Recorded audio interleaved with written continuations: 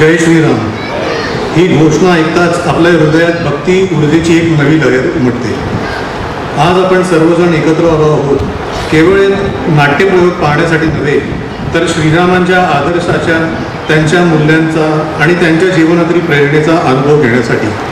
व्यासपीठावर उपस्थित माननीय मुरलीधर अण्णा मोहोळजी, माननीय उज्ज्वल निकम सर, माननीय मेधाताई कुलकर्णी, या सभागृहात उत्साहाने जमलेले सर्व रामभक्त बंधू भगिनी, आपणा सगळ्यांचं या पवित्र सोहळ्यात मनपूर्वक स्वागत करताना मला अत्यंत आनंद आणि अभिमान वाटत आहे। या प्रसंगी माझे मार्गदर्शक आणि आधारस्तंभ आपल्या महाराष्ट्राचे लाडके मुख्यमंत्री माननीय देवेंद्रजी फडणवीस साहेब यांना नमन करतो।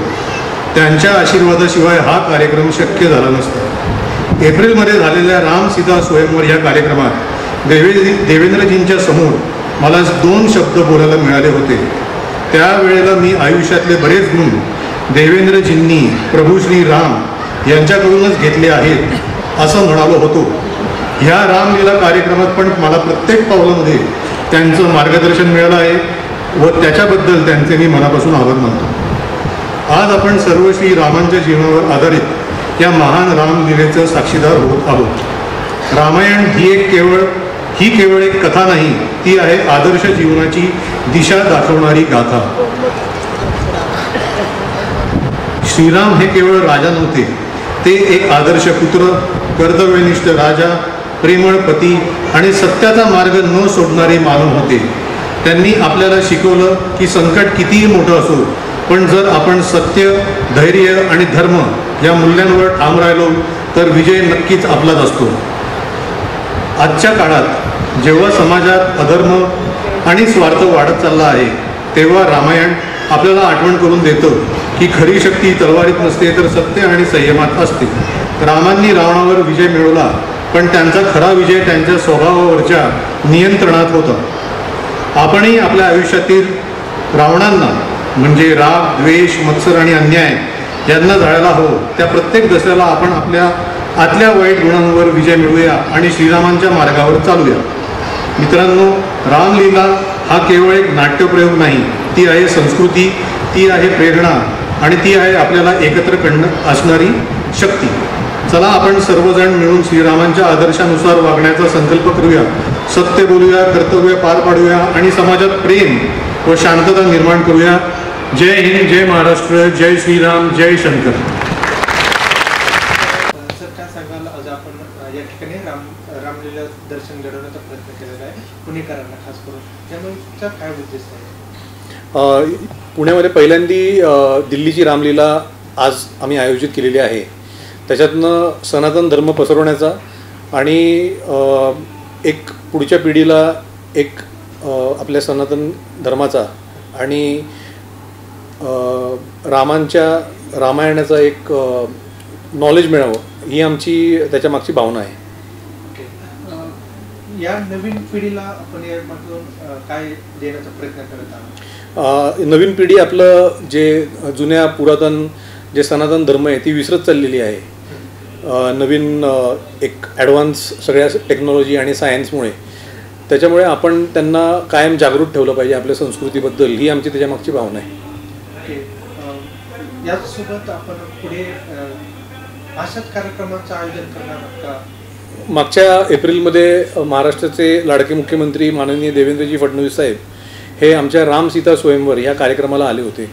त्यांना ती संकल्पना खूप आवडली होती, त्याच्यामुळे त्याच्यानंतर तो एक गाण्याच्या माध्यमातून रामायण आम्ही दाखवलं होतं। तर ह्या वेळेला आम्ही त्यांच्याच आशीर्वादाने नाट्यकृतीच्या आधारे रामायण दाखवत आहे। त्याच्यामुळे आमचं हेच त्याच्यामागचं उद्दिष्ट आहे। सर, हे रामलीला आपण आयोजित केलेले आहे, त्यामागे आपण काय संदेश देऊ इच्छितो? मी माझ्या भाषणात पण बोललो की आपण सत्य बोलूया आणि समाजात शांती व प्रेम पसरवूया, हा संदेश आम्ही ह्याच्यातनं देत आहोत। सर, एक क्वेश्चन कर रहे हैं कि आज हमारे यहाँ रामलीला चल रही है, तो यहाँ वैसे पूरा खचाखच भरा हुआ है, लेकिन कहीं न कहीं युवाओं की कमी नज़र आ रही है, तो आप क्या संदेश देना चाहेंगे उनके माँ बाप को जिनके घर में युवा है और सनातन से, रामायण से या जो भी ऐसे कार्यक्रम हो तो उनसे जुड़े? मेरा ऐसा मानना है कि जब से आदरणीय नरेंद्र जी मोदी जी हमारे भारत के प्रधानमंत्री बने हैं, तब से सनातन धर्म की एक लहर तो भारत में उठी है। और अभी अगर यहाँ पे संख्या आपको कम दिख रही होगी, पर मेरा ऐसा मानना है कि उनके माँ बाप ने भी उनको इस डायरेक्शन में पुश करना चाहिए और वो धीरे धीरे मुझे लगता है कि वो हो जाएगा. आता रामलीलावरतीच फक्त बाकी काय. आज ग्रॅव्हिटी फाउंडेशनचे मिहिरजी कुलकर्णी यांनी पुण्यामध्ये गणेश कला क्रीडामध्ये जो रामलीलाचा अद्भुत कार्यक्रम आयोजित केला होता. अतिशय उत्स्फूर्त असा प्रतिसाद नागरिकांचा मिळाला. दिल्लीमध्ये स्थित असलेल्या असं हे कलाकारांचं मंडळ या ठिकाणी दिल्लीच्या पद्धतीने रामलीला इथे सादर करते आणि पुणेकरांना त्याचा लाभ मिहिरजी कुलकर्णी यांच्यामुळे घेता आला. मी मिहिरजींचं मनापासून अभिनंदन करते. रामलीलाच्या अनेक वेगवेगळ्या पद्धतीने कथा सांगितल्या जातात. अगदी भारतातच नाही तर अनेक भारताबाहेरच्या देशांमध्ये सुद्धा आपण बघतो की रामनामाचं आणि रामकथेचं गारुड हे अनेक भाविकांच्या मनावर आहे. ही श्रद्धा अनेकांच्या मनात आहे आणि आज या निमित्ताने पुन्हा एकदा ही सगळी रामकथा ऐकता आली. त्याचं खूप मनापासून समाधान वाटतं आणि मिहिरजी आणि त्यांच्या सगळ्या टीमचं मी मनापासून अभिनंदन करते. थँक्यू. जय श्री राम. मेरा नाम आकाश है और हम दिल्ली से आए हैं. हमारी पूरी टीम, हम देवेंद्र फटनागर जी का बहुत बहुत आभारी हैं. हम सब हमारा पूरा ग्रुप, हमारी पूरी टीम उनकी बहुत बहुत आभारी है.